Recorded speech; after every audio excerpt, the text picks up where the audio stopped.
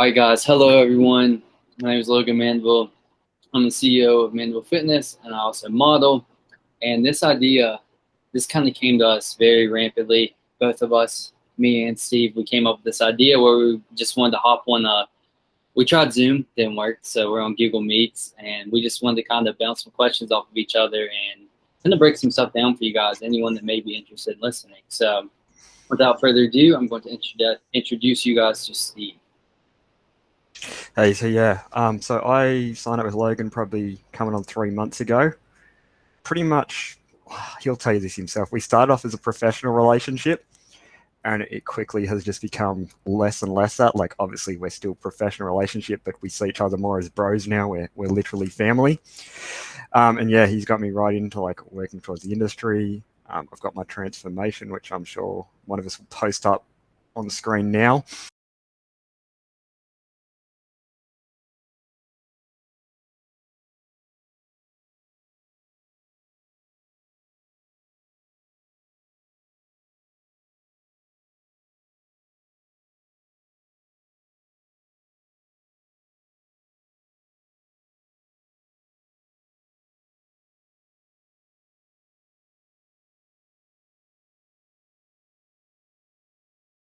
Just to show how crazy shit has been. Because not only has this happened quick, but I've been in lockdown the whole 12 weeks. So this is literally home workouts and bands. So we'll touch on this a bit more as we go, but literally, you don't need gym memberships or fancy equipments to kill it at workouts. Absolutely. He's absolutely right. We've been working together for about 3 months. We developed more of a friendship. I mean, we're obviously still getting Steve towards his goals and really laying the hammer down and getting him ready for whenever the gyms do open back up. So he's ready to just hop in there and kill it. That's really been our main focus here. But Steve, go ahead and tell them where you're from, what you do, and some of your goals. Yeah, so based in Melbourne in Australia for now.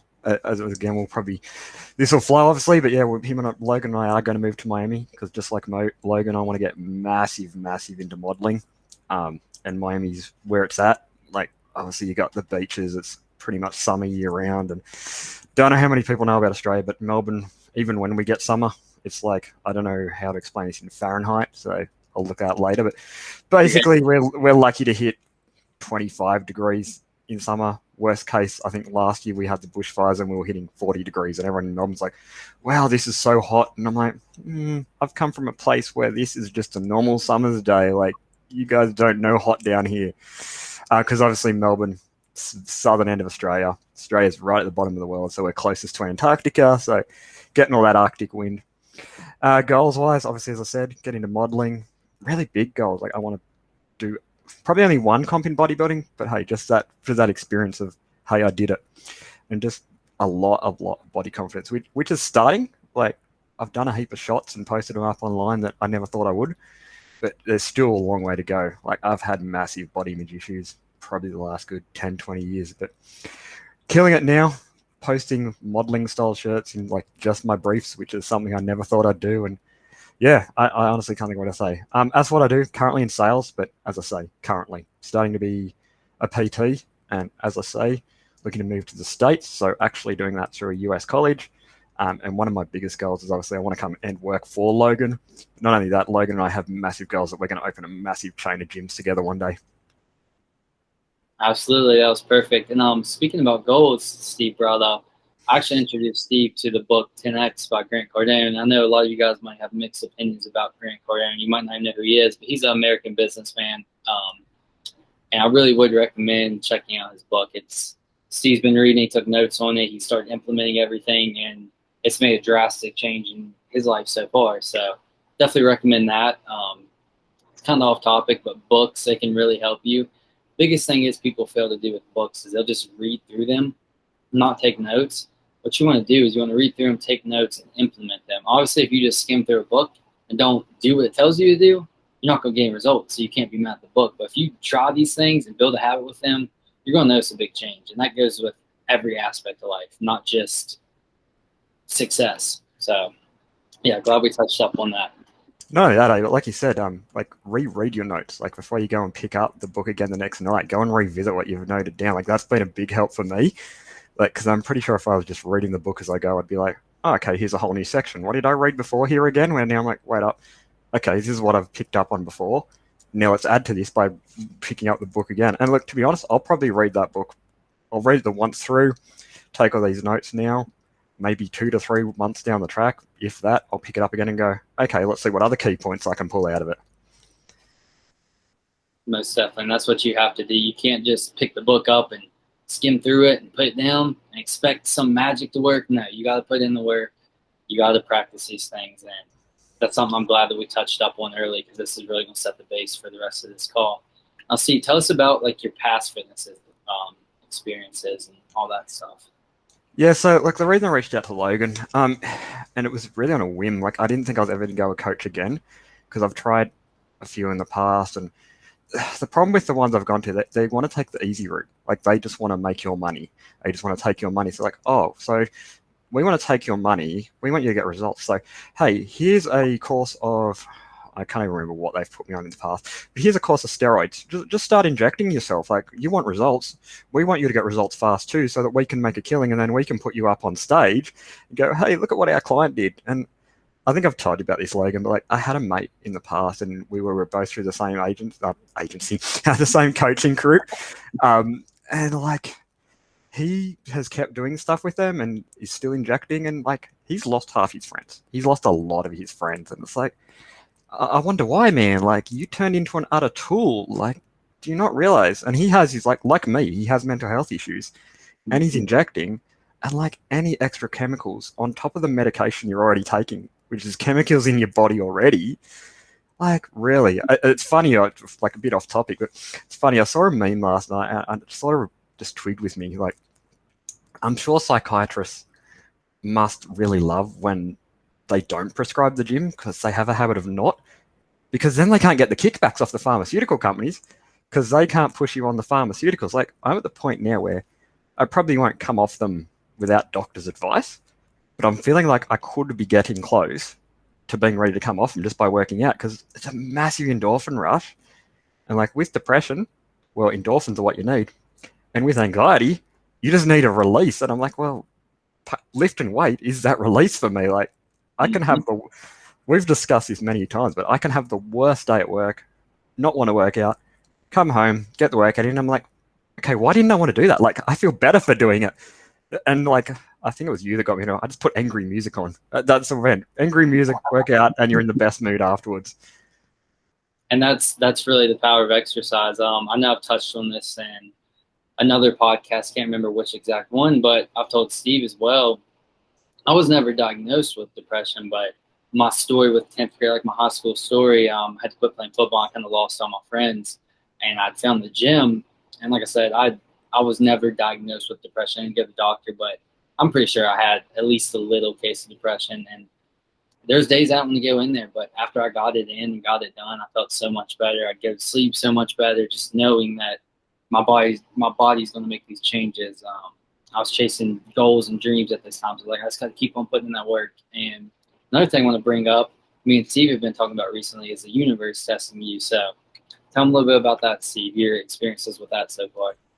Yeah, it's crazy how we picked up on it. Hey, it's like, I think it was like literally the Monday just passed. I was already having a rough day, because like I had to have time off work because I had food poisoning, and I hate taking days off work because I've had so much time off in a job I've been at less than 6 months. I think it's like 3 months. Yeah, wow, that's crazy. That's off topic. But like, I'm pretty sure you and me started together about the same time I started this job. That's insane. But yeah, like I don't like having time off, so I was already having a rough day, and I'd ordered these dumbbells months ago, and I'm like, okay, we're in COVID in Australia. Everyone's going to be ordering them. I'm going to have an issue getting them. I was prepared for that. What I wasn't prepared for was the day the company has, oh, we've shipped them. They'll be here on this day. And then I wait around all day because like they just gave me a window, and that window, that window just kept changing throughout the day. So I've waited around till 5:45, tired as hell, wanting to nap.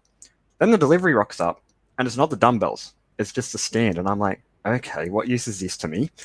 Not only that, and I open up the box, and it's like, you need all these tools. And I'm like, when was I told that I need all these tools? So the stand's pretty much just going to end up in the bin. But yeah, like you've just gone that now. You're going, I know what's going on. Like the universe is testing you, man. You want to achieve big shit. You're working hard, and the universe is like, guess what? How bad do you want this? Let's push for it. And yeah, and it was a great help. Like all this week since we've picked up on that, I've got like on my phone, I've got everywhere around my house. I'm eventually going to set it as my work desktop and a couple of things, just a sign. It's funny, off topic again, but like literally Logan's that big of an inspo to me that any meme I make, I'm pretty much finding a photo off his Instagram and going, let's use this. And so everywhere I can see it, I've just got the universe is testing you. Are you going to let it win? And like by not letting it win, you get rewarded too. Like all this week, I've gone and done things and like noting, like we've got a Slack together, me and Logan, and noting that where I've beat the universe. And then just last night, like, go to write something down in this journal I've got of gym stuff. And on like opposing pages, one side's me when I started, and the other side is photo of Logan's journey, like as a 4x4. And it's just open to that page. And I'm like, I didn't need to see this right now, but does the universe think I do? Or is the universe rewarding me for pushing so hard? Is it going, hey, you've pushed so hard, we're going to reward you, and we're going to open you right to that page, and you can look again and go, shit, he's done it that fast. And you're going to kill him. You know you're going to kill him. And you agree that I'm going to outdo you. And look at where you started off at. Like, there's days I feel like shit and I look at myself in the mirror. And we'll get into vision boards shortly, I'm sure. But then I've got a vision board which even shows me where I started. And, like, if I'm having a rough day, you've gone to me every time. Pull up your first photo. Pull up the first photo we did together. If you think you're still fat, look at where you were holding fat in that photo and look at where you're holding it now. Like, you're bloated now. And that's a big thing. Like... And again, I'm only studying, so you can touch on this better. But like, you've got to realize, like, you eat food during the day, you eat water you drink water during the day. Your body's got to hold it somewhere. So don't look at yourself at the end of the day. Or if you are going to look at yourself at the end of the day, just remember all the food you've ate, and remember what you look like when you first got up, because that is the most accurate you'll ever see. Is you fasted first thing in the morning. Yeah, guys, and that's 100% true. Our body fluctuates all throughout the day. The amount of calories we put in, the certain foods we eat, how much water we drink, how many times we went to the bathroom. It all plays. So my biggest thing is, and I brought this up to Steve a couple of times, but the biggest thing is if you are on like a weight loss journey or even a weight gain journey, don't step on the scale every day and look at that. Because if you do that, it kind of gets your head in a bad place because you might be a few pounds over. You might be few pounds on there. So don't do that. And the mirror kind of goes the same way. Obviously you want to be proud of yourself and look at yourself in the mirror and be like, damn, I look good. But you got to understand there's going to be some days where you look at yourself and your mind's going to be playing tricks on you and you're like, I do not look good. I look awful. And that's even the case with me. And I was telling Steve, like, even the most successful models in like this industry, they go through that. They do that. Everyone does. It's just our brain is evil at times, and we got to learn how to beat our brain, train our brain to be bulletproof, basically. So yeah, thank you for bringing that up. Let's go ahead and touch on the vision board. Kind of tell me how that's been impacting your life and how you get the ideas to put stuff on there. Yeah, I was going to go off topic there for a second first, but like, even I think it was you were telling me when I was having those rough days, like there's Blaine Spann, whose photo I've just whacked up on the screen here. What did you say? He sits at like 5 to 6% body fat all the time. But like, even there's days he thinks he looks shit. I'm pretty sure you were telling me, like, everyone feels shit. Like, I refer to my mate, like, who said he's and this is a big thing for me. So like, I just wanted to go off topic here with this. So we'll come back to the vision boards in a minute, but this is a big thing for me. Like, and for any guy who's ever thinking about doing comp, just be mindful. Like, comp body is going to be the best you ever see.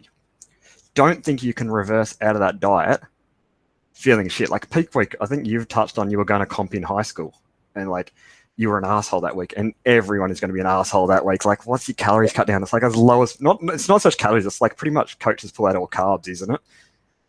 Yeah, it's carb depletion and just in my case, that last week I was in the gym for like 3 hours.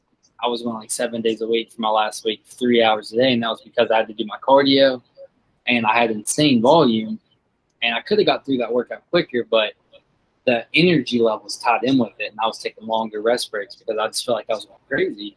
But yeah.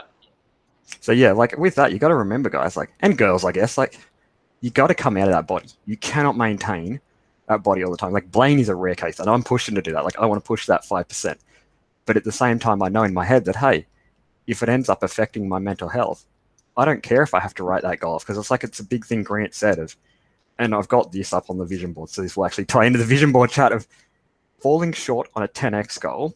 And if you haven't read 10x, I reckon I'll whack the link to his book in the show notes and his channels and podcasts and stuff, because honestly, it's worth going and having a listen to.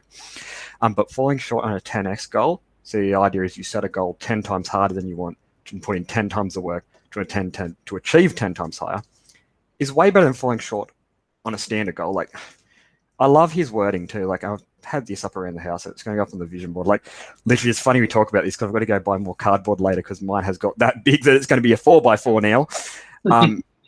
But like, smart goals are great and all, but you can achieve a realistic goal without trying. Like, anyone can achieve a realistic goal. Like, a realistic goal could be to get out of bed in the morning. Like, you're going to achieve that. Just putting in your mind, you're achieving it. But if you say, I'm going to get out of bed at 2 a.m, like, no one's going to do that. Well, I don't know. Some people might, but like, I'm going to get out of bed at 2 a.m and go for a run every day. Like, maybe that's what your work schedule means you have to do. That's a challenge. But if you fall short on that, you're like, okay, so I might have done that 3 times this week rather than no times this week. But yeah, like with vision boards, like, so. And like, it's another guy you have featured with, I believe, Isaac Mashman, put a post up on his Instagram the other day about make sure it's somewhere where you can see it every day. Like, don't just make it and not look at it. So for me, I've got a TV in my bedroom, which we won't touch on. That's like the worst habit you can ever have, is technology in your bedroom. But habits, just, they're hard to break. Again, we'll probably touch on this as we go, but like, it takes 60 days to break any habit. Like, so eventually I'll take the TV out and get in good habits. But so that's right in the eye sun of my bed. And so right above that TV, so I see it when I'm watching that TV in bed, but also first thing when I wake up every morning, last thing before I go to bed every night, is the vision board.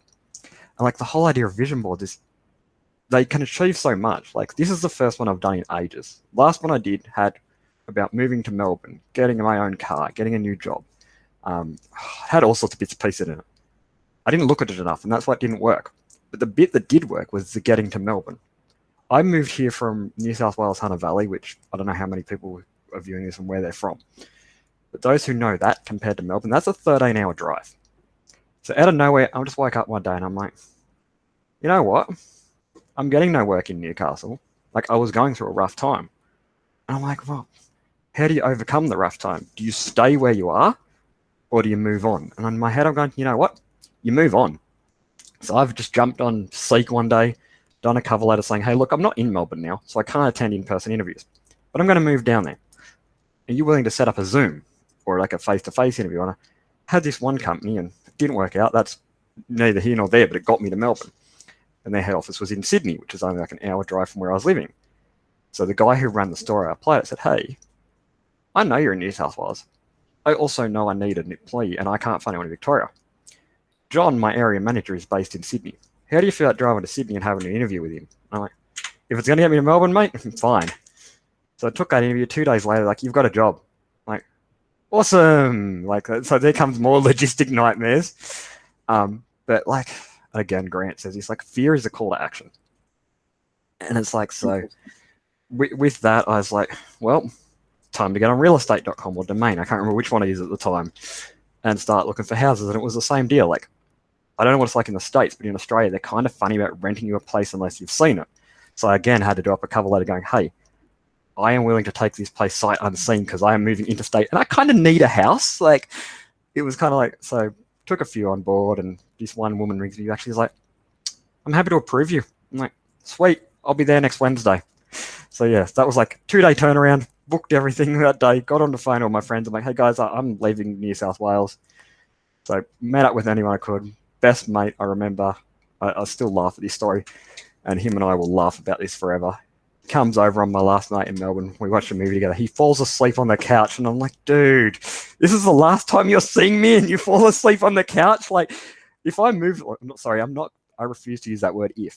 When I move to the States, if he does that to me again, I'm going to be like, well, dude, don't think I'm coming to visit you when I fly back into Australia at any point. Like, you couldn't put in the effort. Like, or I will come and visit you, but I'll come in like when I get off the plane, so I fall asleep on you. But yeah, like, vision boards, you got to view. And so like for me, and I'm only just glaring across now because it's within my eyesight, so I do apologize for not looking at the camera. But I've got, like, again, photos of Logan with that stated at 10x. I've got all my goals. I've got like a US flag. I've got planes. I've got suitcases. Just things that tie in with my goals. And by looking at it, I push for it every day. And there's like lots of other little things I can point at. Is like you got to laugh at this actually, Logan, because like I'm religious but not super religious. And so, like you said, you did this as well. So it's quite funny. Like I feel like we're very similar people. But I'm like, one night I'm going to bed and I just had in my head I had a really depressing day, and I'm like, yeah, but God only gives his toughest battles to his strongest warriors. And you've gone to me, you've just laughed on a voice. Dude, that just gave me chills because that's exactly what I had everywhere when I was going through my crap. And I had it as an alarm title. I'm like, you know what? I'm making that an alarm title. So when I wake up every morning, I see it.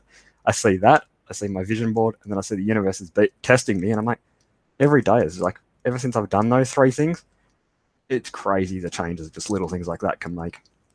Man, it's crazy. Guys, I want to go ahead and touch up on Steve was telling us about his moving story. I'm going to touch up on like taking risks. So obviously, that's a huge risk. You moved 13 hours away, just woke up one morning and was like, you know what, I'm going to move because there's better opportunity out there. And, he made it happen. But that's even fitness with your goals, with your life.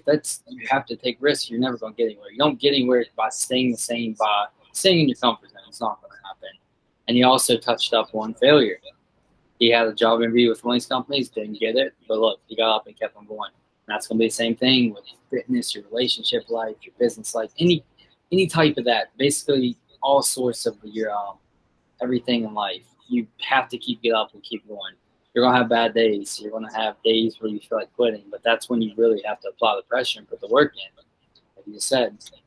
So I'm glad that you touched up on that. And kind of want to go deeper with the vision board. So the vision board, you obviously want to have things like that you want to become, people that inspire you. You want to kind of idol them in a way. And just major goals that you want to do. And Steve's doing a really good job with that. He sent me his vision board plenty of times. He updates it constantly, which is good.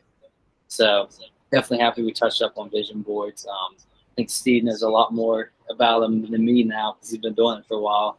And yeah, man, so that's really good. It's funny you touch on relationships. I was going to say, like, I don't know if it's just a guy thing or it's a guys and girls thing. So you've even brought up, like, you had this issue in high school. We've all had this issue growing up, and we've all got to remember, like, a relationship is not going to make us whole. But yeah, so touching on that a bit, like, and it's funny, I was just thinking of this with relationships that kind of works in together. Like, growing up, like, even not just fitness stuff, like, who was your biggest influence, you reckon? Just growing up, I don't know, man. I didn't watch too much TV or anything. Honestly, probably some like older football players at my local high school because I always played football, so I kind of looked up to them. I was like, I can't wait to play football. Yeah, sweet, yeah. Like, because I was thinking about this recently. Like, obviously, you've become a big one for me of late, which is crazy. And like, even you find it crazy. And it's like you've said to me so many times that I'm now yours, and I'm like, really? Like that's just insane. Like, to me, that's crazy. But hey, everyone's allowed their own different influences, and like, I showed you the photo. Like, probably how long do you reckon? Probably a month in, I got a message from a friend, and I'm like, wow, was not prepared for that. So like, that's up on the vision board, and it's like, just she said what I need to hear. You're doing amazing. Like, I love that during these tough times, you're putting up all these workout posts. Like, you're inspiring me. You're inspiring so many people, and you don't know who you're inspiring. Exactly. But yeah, so like with your coaching stuff, like that's amazing, man. Like, I just love where you've gone. But yeah, so this will be a two-pronged question. I was like, so how did like touch on your story a bit? Like, obviously I know your story, so like, how did you get into fitness? But further, like why the decision to start up Mandeville Fitness? Yeah, absolutely. That's a great question. I've covered it in some other podcasts, but so I really started in the gym. I'd always been an active kid. I ran, played basketball. I was not good at basketball. I played football for 10 years, and my ninth grade year, before our ninth grade football season, we were actually introduced to the weight room. We did more workouts at 5 a.m. I did not like it at the time. I kind of just went in there, went through the motions, and we played our ninth grade season. And I started sometimes, and like I would just get killed because I was playing against grown men. Basically, I was 15. I was playing against 18, 19-year-olds in high school. So I was getting killed. So me and one of my friends, we had like a 3-4 month break period before we started off-season training again. So me and one of my friends were like, "We want to start going to the gym before school in the morning." I was like, I guess, man. I didn't want to at this point either, but I just started doing research. This was really like my first step in fitness. Like I just threw a bunch of crap together. Like I didn't know the whole split thing. I was just kind of going with it. And as I went, I learned. And within like my first 3 months, I started noticing I was getting some size on my chest, some size on my arms. So I was like, you know what, man, I like this. I like this a lot. And then we started our all-season training for football, and I was in there killing it, benching the most on the team, all that. It's really putting in the work. And football season started my 10th grade year, and our third game in the season, I got a really bad concussion, so I decided to quit playing. I got knocked out cold. And honestly, at this point, don't get me wrong, I love football, but at this point, fitness had already surpassed football. So it was crazy because we did football at 5 a.m., and this was also the time track was on. So we did football at 5 a.m., school, and I'd have track after school for a couple hours, and I'd get back to the gym. So I'd be working like 3 times a day. I started posting, and like I said, I had to quit. And when I quit football, I fell out of like the popular group, which honestly was a blessing because most of the times the popular kids in high school peak in high school, and that's all they do. So I'm really happy that fell out. And, I kind of fell in like this depressive state. I mean, like I said, I was never diagnosed with it. And I started going really hard on social media, posting, got involved in some groups on there with some other young bodybuilders. So that was really cool. Just started growing that. And to where I'm at today, I do a lot more modeling, but I still do fitness. I just do a lot more modeling. And yeah, the whole reason I wanted to start Mandeville Fitness, so I trained people in the past, but like when I say train, I didn't really like put 100% effort into it. Like I just like sell little plans and like help people. Like it wasn't actually coaching like weekly calls and check-ins, stuff like that. I was never into that. So I really wanted to dive back in with it. And I have like a soft heart. Like I like helping people and seeing people succeed. So that was really the biggest motivation with Mandeville Fitness. So yeah, man, that was a great question. Yeah, and like it's crazy how fast you've blown up because from memory, I think you told me you've only like started in April or May this year. So in the midst of a national pandemic, and like you're going like gangbusters already. I'm like, wow, imagine when everything opens back up. I just look at you like, crap, you're going to go off. But yeah, like you touched on the modeling there. Like, why that decision, and like how'd you get into it? Yeah, absolutely. So it's really funny. So I initially I'm thinking I did strictly like fitness and bodybuilding for my first 3 years, just 3 or 3.5. So I did that, and I was reached out to by an agent actually in New York City. And at the time I was still like, I don't know, man. But then I really started thinking, I was like, no, this is something I kind of want to do because I kind of want to get into acting one day too, and I still want to do that. So I was like, you know what, I'll give it a shot. And at the time he was like, well, you got to lose all this muscle, all this. And I was like, I don't know, man. I just kept going with it. So I went up to New York City, and I was there for like a week, and we did like all my portfolio stuff. And this agent, he was like hyping me up. He was like, everyone's going to love you. Everyone's going to love you. And then like 2 weeks after I was home from that trip, he called me and was like, yeah, man, we're just about to drop you from this agency because nobody likes you. I was like, whatever, man. So that kind of had me down for like a week or two because I was like, dang, what do I do from here? So from that point, I kind of took it in my own hands and just started on my own posting on Instagram, just different poses, different things. I'd look at other models for inspiration. Kind of just built up from there, and that's really when I see my account explodes when I started posting modeling type of stuff. So like, this is cool. I'm gonna keep going with this. And then my current agent reached out to me and signed with him, and stuff should be getting on the roll now because I had to lose a little bit of muscle. Obviously, you guys that have been following me for a while, you know that. Lost a little bit of muscle on the Accutane, so my skin's pretty clear. I have like 10 more days of it, and then hopefully should start getting some more modeling gigs. Yeah, it's sort of crazy how she blew up. Like, I'm pretty sure it was the world's strongest man on the cruise. It was like the real takeoff. Like, and just look at those women on that boat. I'm like, that, like middle-aged women filling your muscles up and stuff. He loved that. Like, I could tell just watching. I'm like, he loves it. And I'm like, that'll be me one day. Like, and like we joke about it. Like, even you agree. Like, I'm gonna outdo you big time. Like, that's not me being cocky. That's me knowing that like I'm putting in the work. And you've said it yourself. Like, you've gone to me so many times. You're like, the reason I know this is because when I started off, I just started off. You've started off super dedicated. Yeah, let me actually touch on that real quick, guys. So let me tell you about Steve real quick. So we did body weight for a long time.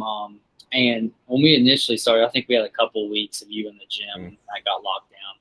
So then we transitioned over to bands. Steve always like, oh, I want you to make it harder this week, make it harder this week. So we have him so much volume going on right now. Hopefully his dumbbells are coming this week, switch it up. But just the amount of things that he's been able to accomplish with just bands, I don't hear the excuses, guys. I used to, oh, you can't lose weight, build muscle off of body weight. You can't lose weight, build muscle off of bands. Yes, you can. You need more intensity, more volume. You need to be adding intensity, adding volume every single week. And that's exactly what I've been doing with Steve. He's always like, I want more cardio, I want more abs. So, yeah, I do think he's going to do big things because, like I said, when I started, I wasn't motivated. I'd kind of go in there and do the motions, and then there'd be days where I'd have, like, a workout schedule, and I'd be like, I'll do a couple of things and leave. So that's where I just need to touch up on that real quick. And like I said, we'll have his transformation pictures somewhere in here. You might have already seen them at this point, but you'll see. It's not only that, like you were just saying, like you can't do stuff like with body weights and just but not only that, like bro science, like this is good to touch on here. Like bro science is bullshit. If I hear one more time a friend try and tell me, oh, you can't lose weight and build muscle at the same time, and I'm just like, do your research. Like you can do anything. Have you not heard of body recomp? And that's exactly pretty much my entire time of spent bodybuilding, 3-4 years. That's basically what I did the whole time. I'd eat the right amount of macros, eat the right amount of calories, and I'd work out the required amount I needed to. I'd just kind of put 2 and 2 together. And, there'd be times where I'd, like, bulk, but I'd never put on a ton of fat like a lot of people do. When you bulk, it's not meant to just eat a bunch of junk food and lift heavy. No. You want to eat good foods, eat a good amount of them, but you don't eat junk food. I think a lot of people get that confused. I actually want to touch on this subject. It's completely random. But I was telling Steve, like, okay, let's go with a cheat day. See how people say a cheat day? Well, it should be a cheat meal. Because if you're having a cheat day, 3 meals in that one day, every single week, that's just ruining your whole week of progress. But if you have one cheat meal per week, let's say you go and have a burger or something, like, as long as you don't overdo it and stuff yourself to the point where you're sick, you're fine. And I do think that us as humans, we need at least one cheat day per week, one rest day per week. It varies from person to person, but let's take that into account, guys, if you're trying to get into dieting. That's it. And like I heard a podcast yesterday, and I pretty much had to delete this podcast just because of a comment that was made in it. And it was a massive turnoff for me. Where this guy was going on about like exactly what you just said, cheat meals. And someone's kind of said, oh, well, you should call it a cheat meal. Like you're cheating your brain into saying it's okay. And I'm like, you're an idiot, mate. Like people have got to, like, you cannot, like clean eating is great.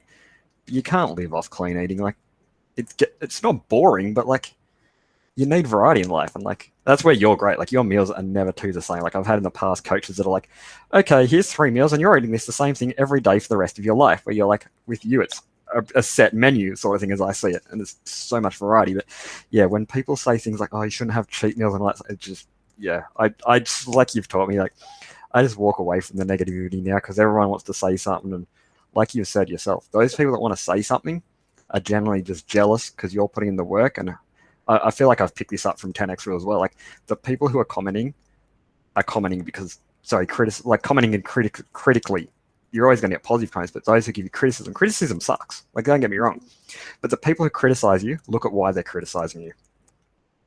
No, that's something else I want to touch up on. And I've talked to Steve about this, but anytime that someone's hating on you, the majority of time, it's going to be someone below you. And that could be a bunch of different aspects, but I've never once had someone hate on me that's been above me. The people that are hating on you are generally lower than you, and it could be any aspect. It could be general life. Maybe they have a crappy life and they're taking out on other people instead of improving their life, or just anything. It could be a bunch of these different statuses. And you really got to take that into factor because people have nothing better to do with their day. A lot of people, and that's the sad part about our generation, society, whatever. Like, I'm a young guy, I'm 20.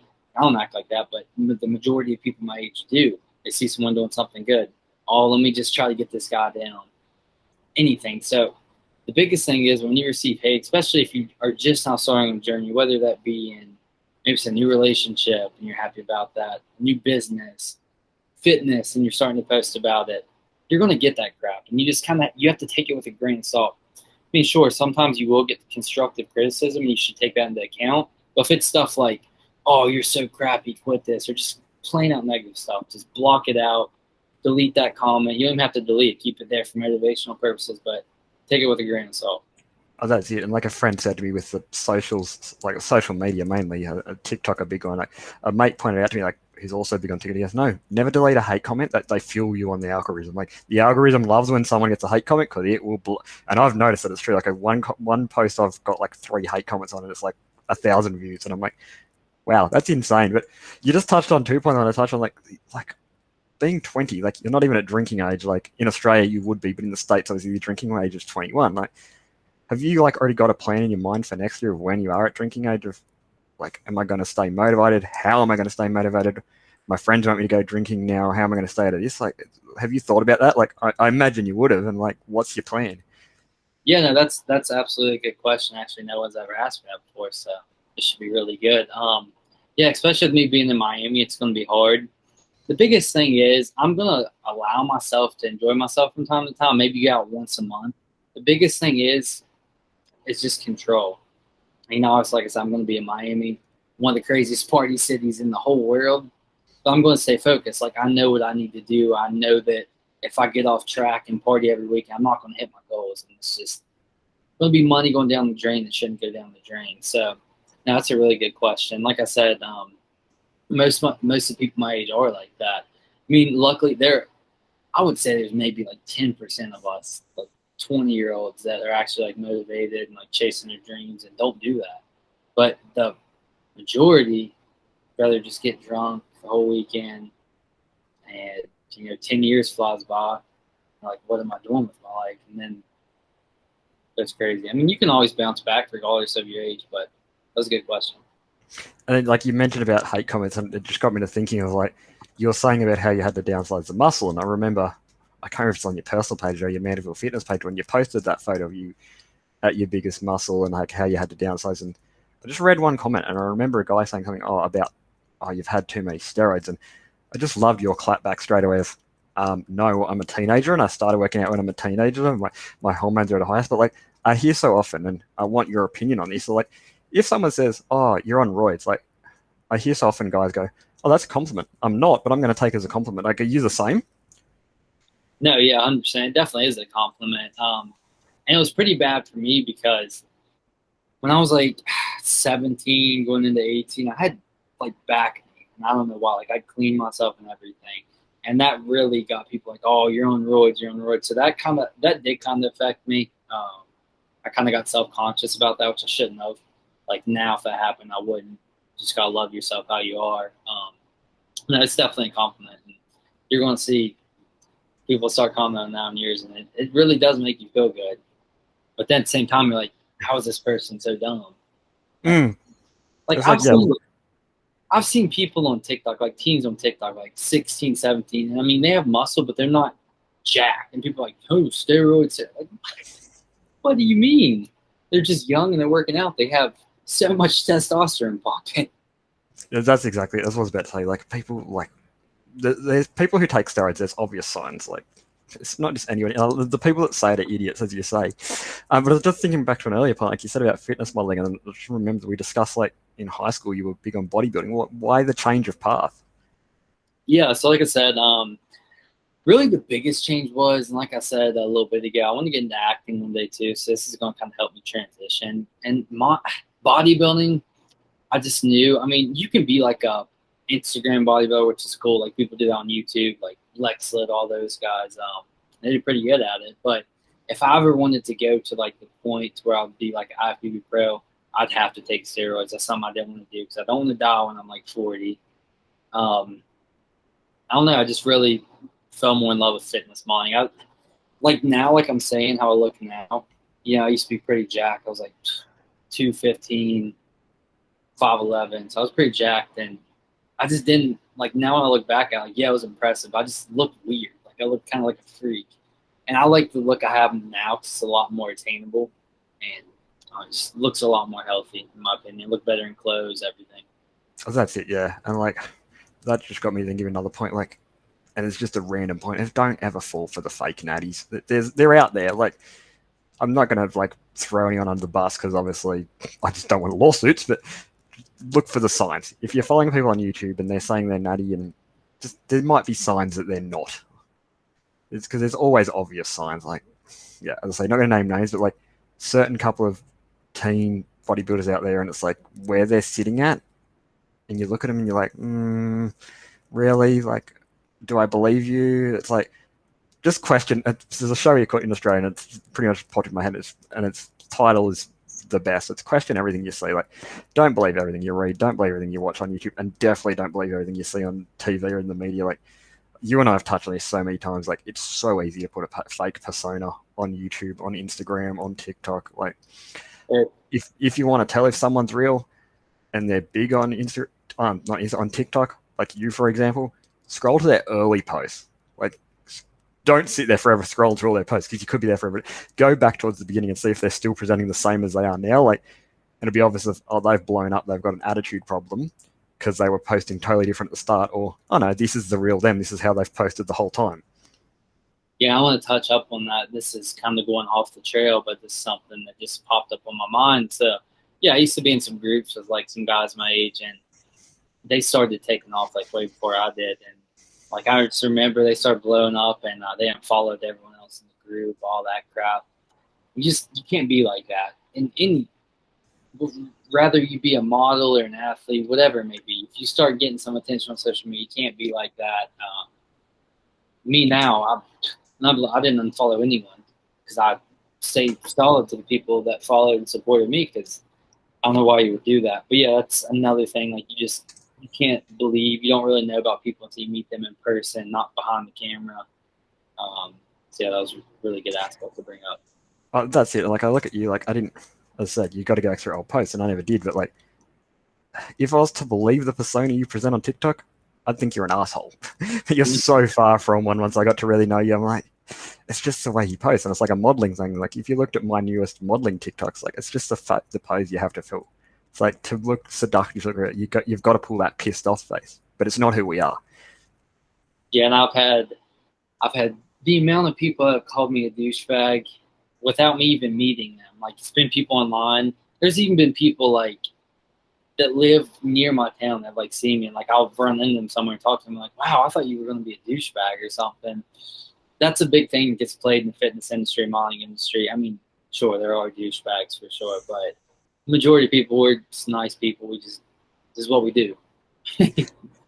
Well, it got me thinking of a key point. So he's out of the industry now, but he was big in the industry. And I just remember this guy I used to see in the gym, and like came across him one day at a expo, I think it was. And like, I was too shy to go up to him. And I remember in the gym, I was always intimidated by him. But then I came across him online and got to talk, and he's like, that's because in the gym, I'm in my zone. It's like, so if we look pissed off in the gym, we're in our zone. Don't be intimidated by us. Like, just because, like, not me yet, but like people like you and the bigger guys. And if we're showing a pissed off face, it's not who we are. Like, if you got to come up and talk to us or ask us to help for a spot, like, we're going to do it. Like, don't ever feel intimidated. We, like, majority of people, like, there's going to be those couple of assholes in the gym. We all remember, like, so if you're, say, a bigger person in there starting out, we're not going to get this go, oh, you're big, you shouldn't be. We're going to go, look at you go. Like, you're in here, you're doing what's right, you're trying to look after your health, go you. And we all started somewhere. That's like, that just got me thinking, sorry, of your journey as well. Like, I still can't get over it. Like, that's crazy. Like, when I look at the photos you sent me, because when I was having a rough day, you sent me this story of like all your different starting points and everything. And I'm like, wow, you did that in 12 months. Yeah, sure, you're a teenager. But like, I look at me over the time, and I'm like, and I look at your 12 months in photo, and I'm like, I reckon I could get there sooner than you did because I've got the motivation. But not only that, like, that was crazy for 12 months of work, what you showed me. I'll actually throw that up now so you can suss it out, what I'm talking about. Yeah, absolutely. Yeah. Putting the work, I mean, like I said, you guys will see, we probably put them in at this point, but Steve's pictures, his gut is basically gone. His abs are coming in. If you literally put in the work, have the right guidance, and never look back, you're going to, I don't care how old you are. I mean, yeah, the older you get, the more barriers you per se have with it, but you can make anything happen. I hate the word impossible. You can make anything happen. You just got to believe in yourself and put in the work. And if you do fail, at least you tried. But well, that's it. I think you've just brought up the best sort of clothing point of you don't expect other people to believe in you if you're not going to believe in yourself. You have to be your own strongest supporter. And I don't think I ever was until I came across you. I think you actually have got that in my head. Like, I made a comment this week because I hate my teeth smarting, and you're like, don't you ever say that about yourself again. Like, what you say is what you are. Don't you ever say that. Don't ever let me hear you say that shit again. I'm pretty sure were your words. And I'm like, okay, I won't say bad shit about myself again. It's like, yeah, believe in yourself. Be your own supporter. You never know. You might have other supporters out there, but they're supporting you in the shadows. And it just made me think of another point you touched on. Just remember, too, those around you, like, for me, it's my family. Not for everyone, but for me, it's my family. They're going to be your biggest critics. Mm-hmm. And just, I think the comment you made is, your biggest critic is someone you know, your biggest fan is someone you've never met. And you've all got to remember that. Like, don't ever expect your biggest fan to come and say hello. Don't ever expect support. Like, if your friends or your family start criticizing you, they're probably jealous. Yeah, guys, and especially in the fitness world, like if you're someone, let's just say, for example, you're someone that's pretty overweight. Like, let's say you live where I live, West Virginia. Like, pretty much everyone's overweight. Like, we have a really high obesity rate. And let's just say you're someone that's like really overweight, and you commit to these goals, and a year and a half down the line, you're pretty slim. You got to that point. People are going to make fun of you. People are going to be jealous. They're just not going to. They can't accept the fact because they come from the same place. They're at the same level of overweight they used to be at, and they can't accept that because they don't think that they can do it. They don't believe in themselves, so they want to knock it down with someone else that's already done it instead of asking questions. You should never critique someone that's doing better than you. You should question them. Look at them as like a mentor type of thing. I think you actually even led into a better closing point. I reckon we'll finish off with this because this is a really good point to finish off at. Just tell everyone about your fitness page and what happened when you started blowing up in high school. Because I think that's a good point to close off with, because I'm hoping like the people who want to connect with this page are teen bodybuilders or getting into fitness, and they're going to face what you faced. And like, I've never been through it. So I think, yeah, you telling your story of what happened then, like, so not your full story, but like whatever you're happy to discuss, or like the fake Instagrams and stuff you've told me about, like, just so they're aware of what to be prepared for. Yeah, guys, absolutely. Yeah, any goal you're trying to do, if you start, like, we all have personal Instagrams, and we have our friends that follow us. We'll post a picture every once in a blue moon. But if you start an Instagram, especially just for one certain thing, rather it be your business, rather it be your fitness journey, rather it be your acting journey, whatever it may be, you're going to get a lot of critique on that as well, especially when you're just starting. Now, when they start seeing you get some success, they're still judging, but they're kind of more quiet. So when I first started, I'd actually started my fitness page before my concussion happened. And our first game of the season, I don't think I've ever said this in a podcast either. First game of the season, we played our rivalry school. And they made a fake page making fun of my fitness page. And they all had like signs at the game, follow our page at blah, blah, blah _fitness. So it all started there, and that really got to me. And obviously I started going harder with it because I was like, who cares? Who cares at all? At this point, like, I was not seeing any success on the page. Like, I was just getting straight up bullied.